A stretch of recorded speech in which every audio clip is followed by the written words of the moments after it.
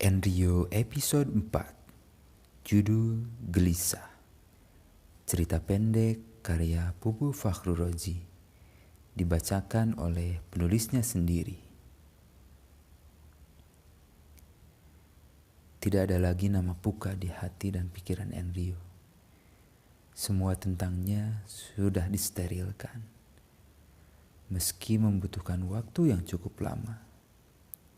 Setahun penuh, kesedihan Enrio dirasa cukup untuk mengobati dan mengikhlaskan Puka.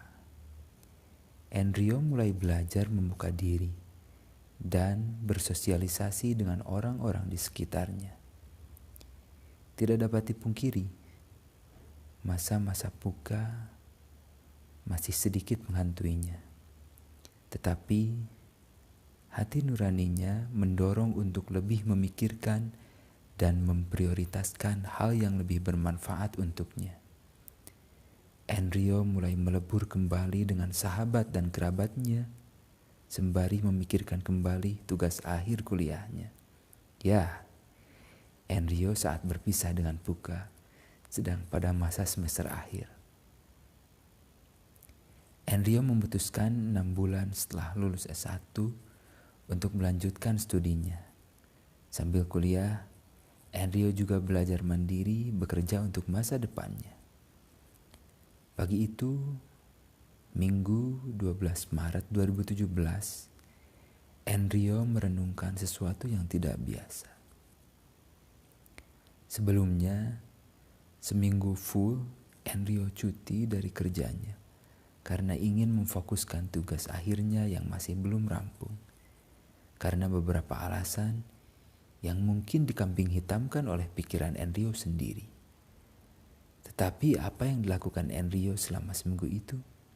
Tugas akhirnya tidak sedikit pun ia kerjakan. Rasanya ada yang mengganjal di hati Enrio. Malas bisa dilawan dengan memaksakan diri untuk memulai mengerjakan. Galau masih pantas di usianya yang seperempat ini galau. Entah apa yang menjadi beban di pikiran Enrio.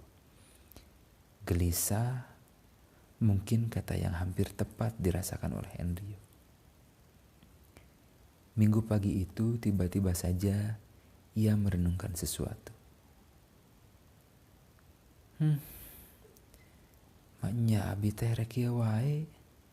Sambil tiduran, bangun, duduk, minum, duduk, tiduran, duduk, hatinya bergumam lagi. Rek nepi ka irah jiga kieu, aduh.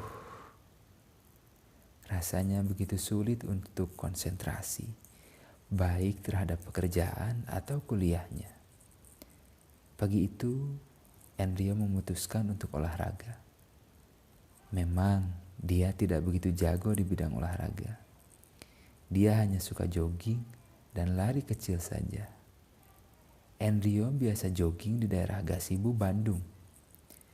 Depan gedung sate, kebanggaan warga Bandung. Ia pun berangkat ke Gasibu, jogging sendiri di sana. Walaupun banyak orang di sana, karena memang fasilitas yang sudah dibenahi oleh Kang Emil, wali kota Bandung saat itu. Gasibu semakin ramai dikunjungi orang-orang, baik yang mau jogging atau sekedar foto-foto di sana. Banyak orang, tapi terasa begitu sepi. Begitulah yang dirasakan Enrio. Sembari jogging, ia banyak berpikir merefresh otak dan flashback introspeksi diri, dan mengekspresikan masa lalu negatifnya dengan mengeluarkan keringat semakin banyak. Larinya pun semakin kencang. Istirahat dulu kata Enrio sembari duduk-duduk di bawah pohon.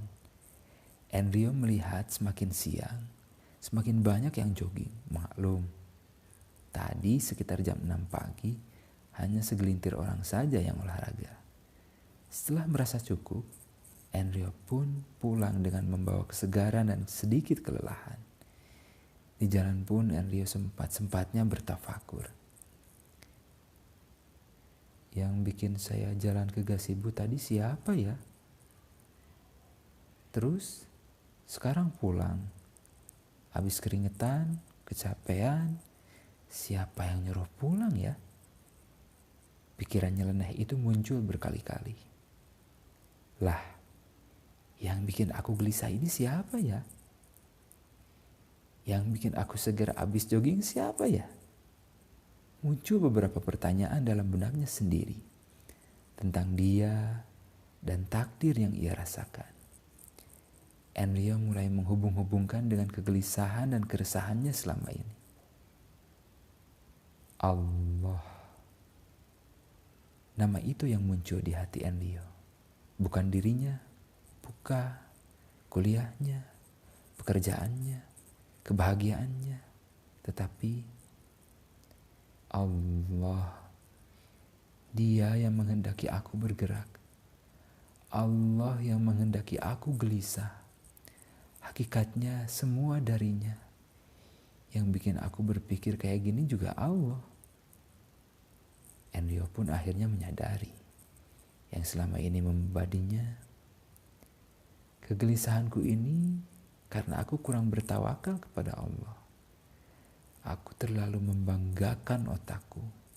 Aku terlalu membanggakan amalku. Padahal semua itu pemberian darinya. Astagfirullah.